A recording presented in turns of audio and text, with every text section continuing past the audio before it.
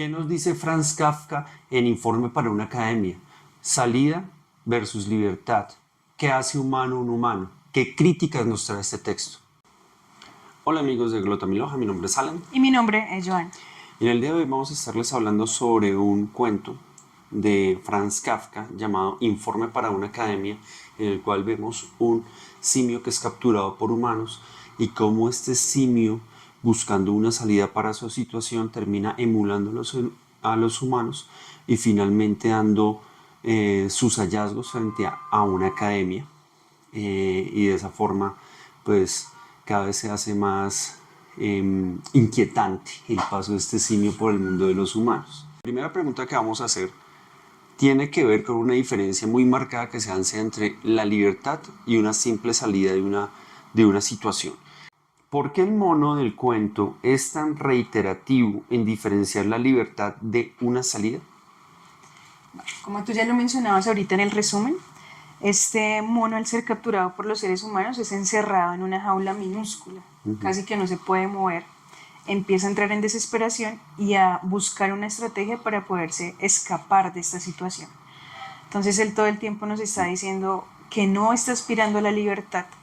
Considera que la libertad es un ideal muy difícil de encontrar. Demasiado elevado. Demasiado elevado, supremo, que los seres humanos la han confundido con esas salidas. Entonces él dice, necesito escaparme de esta situación, y entre sus varias estrategias encuentra la de emular a los seres humanos, empezar a imitar sus movimientos, sus gestos, inclusive emitir algunos sonidos que se parecen a la voz humana, y la estrategia les resulta bastante bien, porque cuando los seres humanos ven que se parece a ellos, entonces empiezan a tratarlo de una forma diferente, inclusive lo sacan de la prisión a la que lo habían sometido.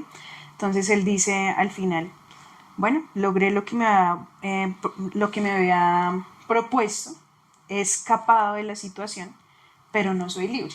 Inclusive en algún momento dice, me he sometido al yugo de ser un humano para poder escapar de la prisión en la que me habían metido. Listo. Hablando un poco de esta primera parte del cuento, a mí me llamó mucho la atención que él, antes de poder hablar, porque hay un punto donde él habla, él dice que él no puede hablar, pero que puede observar, y se da cuenta que él no se siente tan incómodo entre los humanos.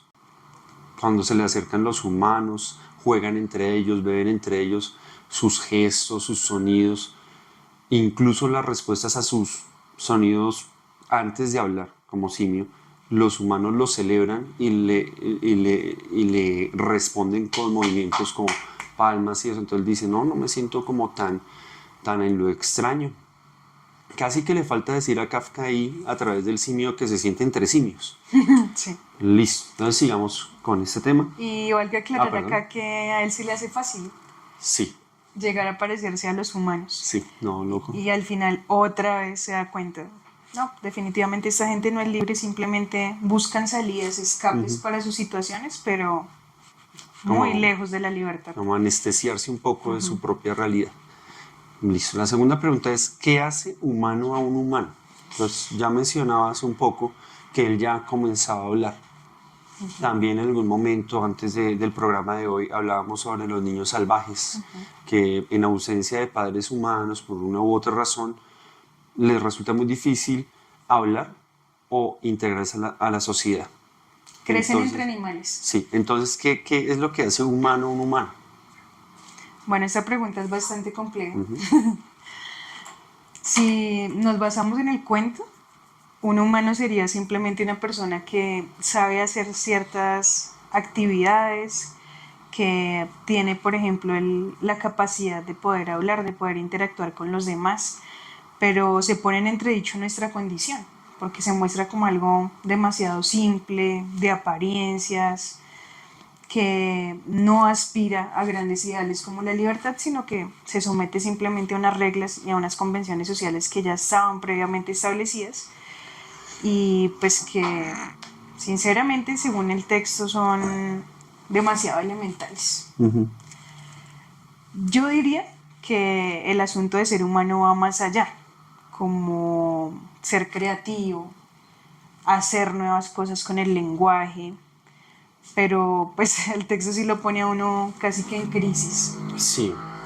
al pensar en la condición propia, porque finalmente, en serio, ¿qué somos aparte de una evolución de simios que lograron determinadas cosas y se quedaron ahí, estancados?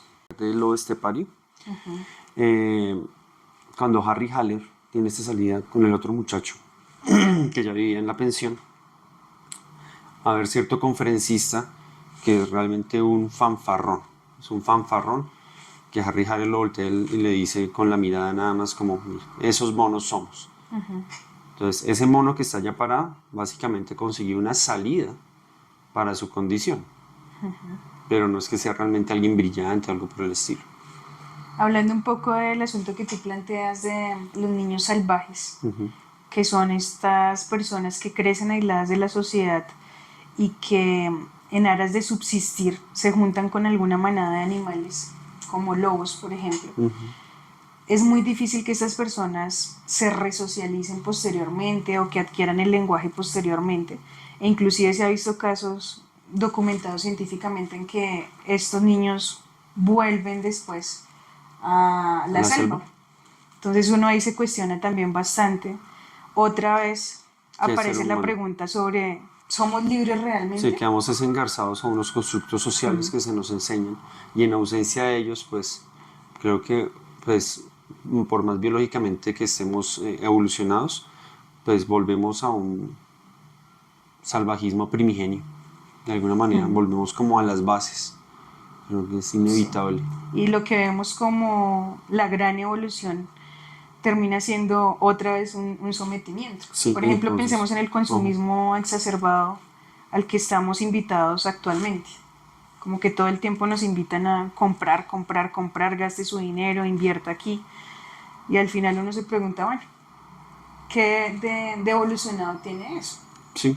¿Por qué lo asociamos con la inteligencia humana cuando realmente simplemente es comercio? Es comercio y es pura sensibilidad exacerbada también, ¿no? Sí. Ahí está. Entonces, ¿qué hace un humano un humano? Podríamos decir la educación. Que también está en entredicho. Ajá, que también está en entredicho.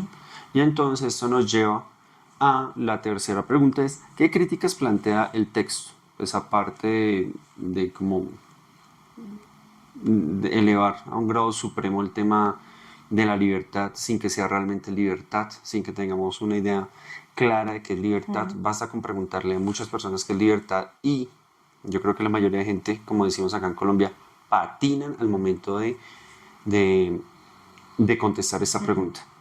Entonces, tenemos eso. Por otro lado, también es una crítica a todas nuestras convenciones sociales, entre ellas pues el tema de beber, ¿no? Una de las cosas que le humanizan de alguna manera al mono de nuestro cuento es beber alcohol. Poder dominar Sí, la fumar. botella, sí. Esa clase de cosas es lo que le enseñan, y ya se sorprenden cuando hablan. Y es de lo que se Fumó, vanaglorían los humanos cuando él lo hace. sí, bebió, fumó, habló. ¡Oh! Eres humano. Sí. Hay una parte que podemos asociar directamente con la educación, y es cuando él ya está en aras de parecerse aún más a los seres humanos e inclusive llega al punto de poder elegir a sus maestros, dice él, y los sienta por ahí en diferentes habitaciones por las cuales él va pasando para que lo instruyan, pero realmente él dice, pues al final casi que yo soy el que los estoy instruyendo a ellos. Sí, entonces él dice, bueno, antes cuando yo estaba enjaulado me adiestraban, y ahora que ya he encontrado mi salida porque hablé, fumé, bueno, todo eso, lo que hago ahora es que ahora puedo escoger a mis adiestradores. Simplemente tengo que ir de un cuartico a otro y tengo mis adiestradores. Eso, ni siquiera dice maestros Sí. ni educadores, sino adiestradores. Adiestradores. Entonces uno se da cuenta, es decir, es imposible no ver la similitud de esto con un colegio. Las personas sentadas, quietas, organizadas, en silencio, casi que completamente adiestradas. Sí. ¿Qué más qué otras Y críticas sin ningún encanto, ¿no?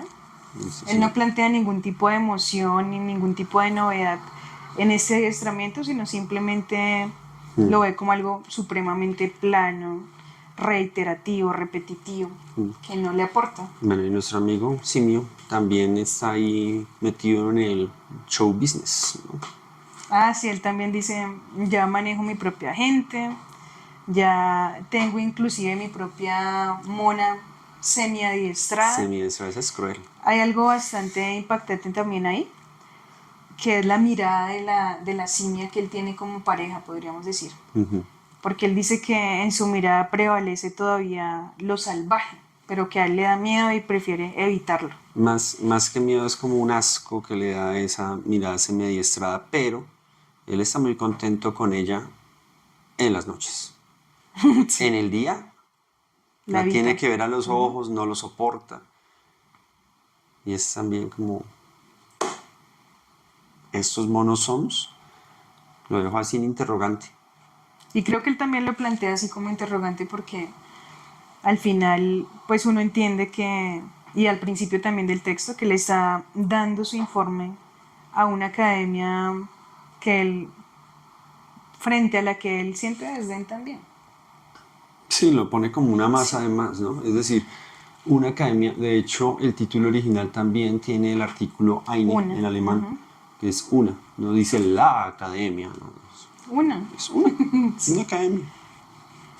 Y pues también queda ahí el asunto de la cultura bastante cuestionada. Que él dice, ya alcancé la media de la cultura europea. Ya, Ya, eso está bien. sí. Y los que me critiquen, por ejemplo, cuando él se baja los pantalones, pues nos manda la porra. Ya, eso es todo. Bueno, amigos de Glotamilos, esperemos que puedan buscar este informe para una academia de Franz Kafka, que les guste, que lo disfruten. Y obviamente, si algo les gustó, pues recuerden en los comentarios, los estaremos leyendo. Muchísimas gracias. Gracias.